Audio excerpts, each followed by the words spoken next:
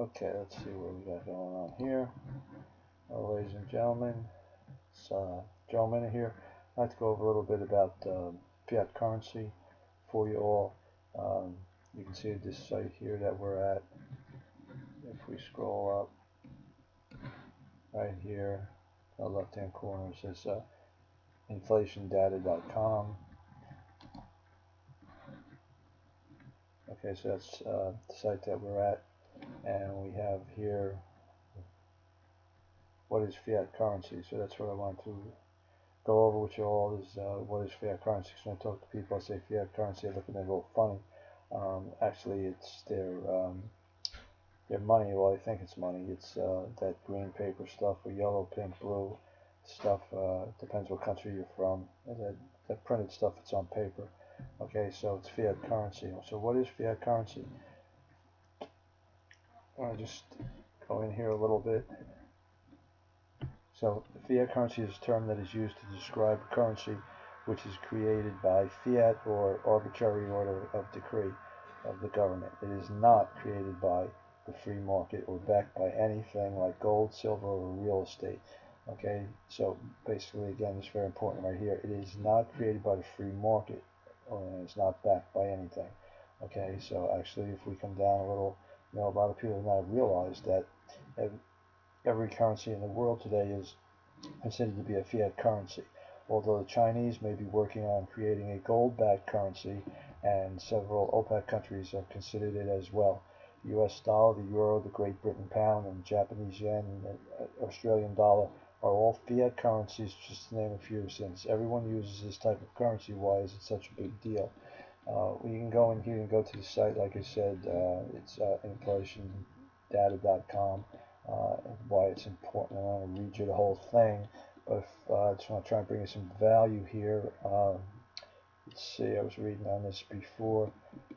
How did we get here? That's pretty a little exciting here because so exactly how did we get wrapped up in fiat currency system? It really started back in 1913 when Congress passed the Federal Reserve Act. By the way, the Federal Reserve, in case you don't know, there's nothing federal about it. They don't have any reserves, and it's nothing to do with the government. It's owned by private investors, but that's for another tutorial educational video. Hope to provide you value here and try and explain a little bit here on what fiat currency actually is and what's going on with your money, because you deserve to know. Alright, so this created the Federal Reserve System in the United States, which is the central bank of the country. At that time, the United States dollar was backed by gold. Okay, it was backed by gold. In 1944, many of the major countries of the world gathered for a meeting known as Bretton Woods. Okay, it was after World War II. All right, they gathered for a meeting at Bretton Woods Conference, and they set up an International Monetary Fund, the IMF. Okay, and it created some rules in the global financial system. This meant that other countries would peg their currencies to the U.S. dollar and would buy and sell the U.S. dollar, keep market exchange rates to plus or minus 1% of the parity.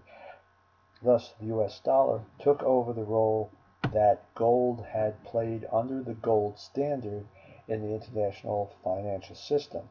For more information, you can see why buy gold and the history of gold prices and how we got here. So basically what Bretton Woods was is that the other countries agreed that the U.S. dollar would be the reserve currency of the world, and that all trade would be done in U.S. dollar, and that oil would be purchased in U.S. dollar. And for any reason, these countries wanted to get their gold back, because it was backed by gold. They can trade in their U.S. dollars for gold. Okay, that was in Bretton Woods, and that all fell apart in 1971, right back here, because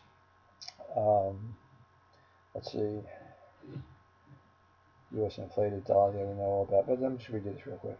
But this gave the U.S. the ability no other country had. Okay, the ability to inflate their currency. The U.S. inflated their dollar, and because of the peg to the dollar, basically, the other countries got the inflation. Okay, so obviously, the other countries didn't appreciate this. By 1965, this was apparent, and as the free market value of gold was worth more than $35 an ounce. Then in 1971, so that's when it all changed. Like I said, Richard Nixon officially took the U.S. off the gold standard by canceling a policy that allowed other countries to convert dollars into gold. Okay, so actually he reneged on the deal. Okay, and said you're not going to get your gold. All right. At this point, the U.S. dollar officially became fiat currency. Okay. Again, back up here, fiat currency, uh, backed by nothing. Okay. Exactly where it is, but remember reading it up here that it's backed by nothing. It's fiat or arbitrary order of decree. Um, so it wasn't created by the free market and not backed by anything, okay, like gold, silver, or real estate. So there's nothing backing it. I hope that explains a little bit about it. Please do your own due diligence. I hope to bring some value, open your eyes onto what actually you are holding in your depreciating savings accounts or in anything that's tied to paper. So whatever happens to the paper, to the US dollar, is going to happen to anything that's tied to paper. Okay, so do a little due diligence. I hope this helped. You know, this is a nice site that came here, inflationdata.com. You know, you can go there and read the whole article for yourself and how we got here. And there's a whole bunch of links here. Okay, that you can also see, you know, about the Fed resumes printing. You know, so that would be quantitative easing.